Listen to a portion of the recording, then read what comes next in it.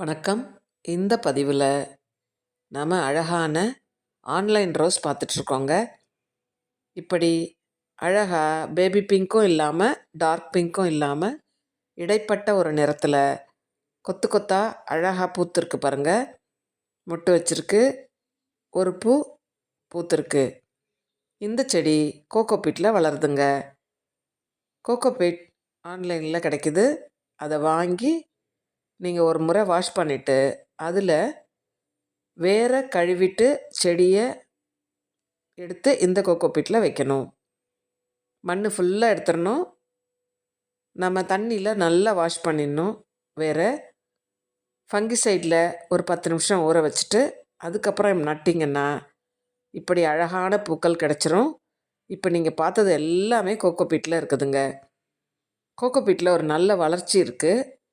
நான் மண்ணுலேயும் வளர்த்துட்ருக்கேன். ஒரு அனுபவத்திற்காக இந்த கோகோபீட்லேயும் வளர்த்துட்ருக்கேன். இப்போ கொத்து கொத்தாக பூ வச்சுருக்கு பாருங்கள். இந்த காஷ்மீரி ரோஸ் அழகாக இருக்குது. ஒரே கலையில் கொத்தா மொட்டுக்கள் வச்சுருக்கு.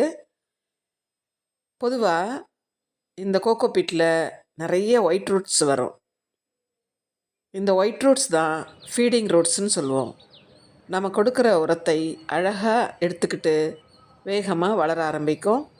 இந்த பூ பூத்த நிலையில் நீங்கள் பார்த்துட்ருக்கீங்க. இந்த பூவின் அழகு ரொம்ப சொல்ல முடியாத இருக்குது. நல்ல ஒரு அழகான வாசனையும் இருக்குது.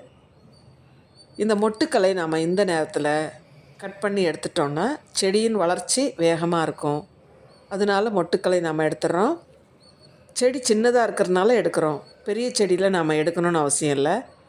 இது சின்ன செடி, ரொம்ப அழகான ஒரு வெரைட்டி. இதை நாம் இன்னும் காப்பாற்றி கொண்டு வரணும். அதற்காக இப்போது இன்னும் செடி பெரிய அளவில் வளர்கிறதுக்கு இந்த செடியில் இருக்கிற மொட்டுக்களையும் பூக்களையும் எடுத்தாச்சு. இதில் நாம் கம்போஸ்ட் எல்லாம் கொடுத்து வளர்க்க முடியாதுங்க. என்பிகேன்னு சொல்லக்கூடிய ஆல்-19 உரத்தை நாம் கொடுத்து வளர்க்கலாம். இன்னும் பல உரங்கள் இருக்குது இந்த கோகோபீட்டுக்கு. என்னோடய சேனலில் இருக்குது. நீங்களும் பார்த்து இது போன்று வளர்க்க முயற்சி செய்யலாம். தேங்க்யூ.